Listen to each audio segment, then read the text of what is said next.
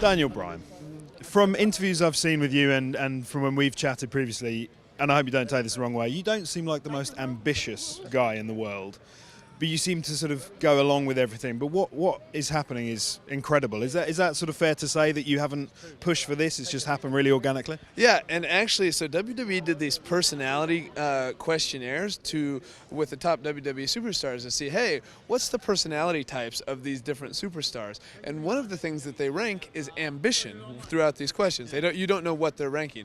I had the lowest ambition score they had ever seen. It's on a percentile of 0 to 100. So if you're 100%, you're in the top 1 percentile.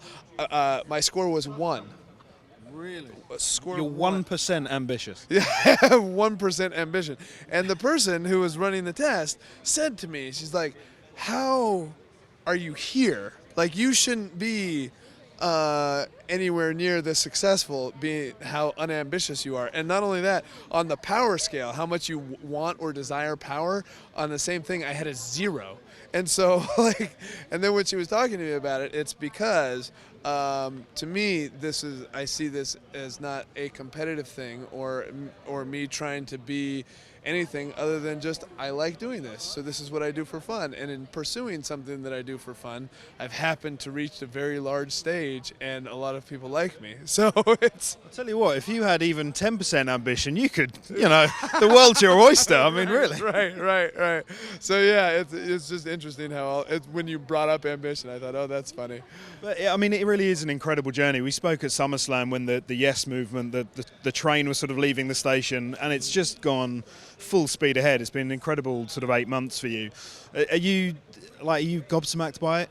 Yeah, I mean, it just seems, the whole thing seems surreal. Like, it doesn't seem like it's actually my life. Like, okay, I don't believe that any of these people actually want to interview me, but it's funny because they do, and so the whole thing seems like somewhat fake and weird, and because I go back to my hotel room or I go back to my house and I'm just a normal dude, and that's what people don't understand. We're just normal dudes, but maybe that's why I have this appeal, is because I'm just I'm not John Cena and I don't look like Superman and all that kind of stuff. Who knows?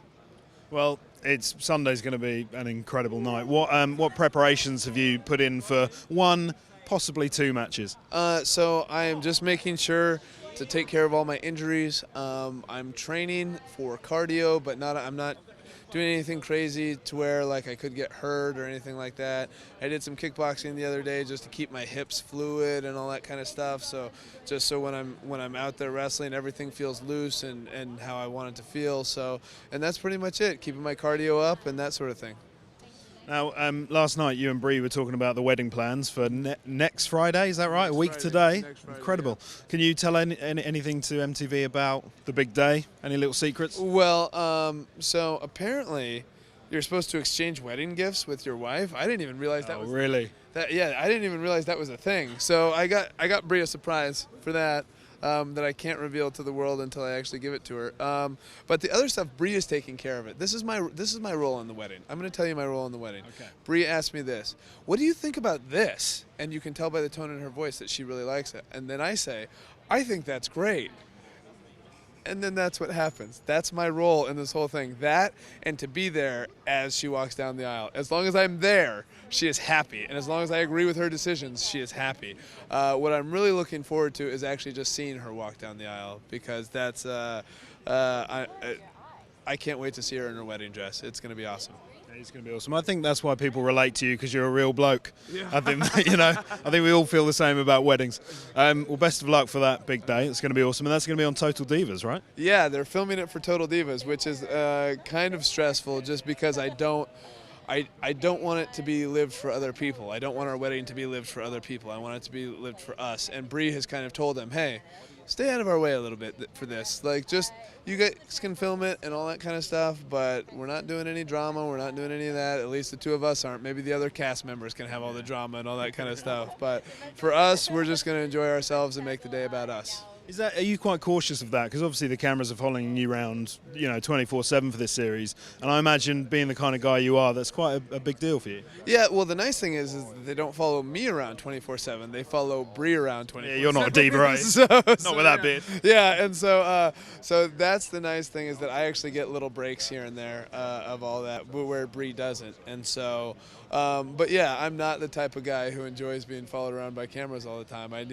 But the good thing is that they don't want to film me all the time because a lot of what I do isn't very entertaining. So it's like, oh, here's Daniel Bryan reading for 2 hours, and the camera guys are sitting there falling asleep as I'm like, So yeah, so it's better that they follow Brie. Okay, fair enough. And talk to me about your favourite WrestleMania moments. You mentioned Bret and Shawn at WrestleMania 12 being your first pay-per-view you ordered, I think. Is that your sort of favourite match of all time? Yeah, well, I don't know if it's my favorite match of all time. It's definitely up there. I also loved the Bret Hart Steve Austin match from WrestleMania 13. It's just those kind of matches that transform you as a kid as far as what you think wrestling is and what wrestling can be, and the emotional attachment that you have to that sort of stuff. A different generation, it was different matches, but those are my matches that I remember as being a teenager. I loved wrestling as a kid, but those are the matches that make you fall in love with wrestling, that keep you a wrestling fan even as you're an adult and further. So those kind of matches are what I really love. I think that's why the potential for Sunday is so exciting, because you and Triple H in the ring, obviously it's going to be technically brilliant and a big scale match, but you've got such a great story behind it, and the fact that it affects the main event picture, there's so much going on, and to me that kind of feels like one of those story-led matches that just has incredible potential for the night and the crowd. Yeah, I mean, if I can inspire anybody the way that wrestlers in the past have inspired me, I mean, that would be a huge feather in my cap, because like if people are talking about you years from now as far as what you did and that sort of thing, I mean, you did your job. As far as, I don't know if Shawn ever really looks back at that Iron Man match and realizes how that affected me as a child, but I hope to have that same effect on kids who are watching this year's pay-per-view.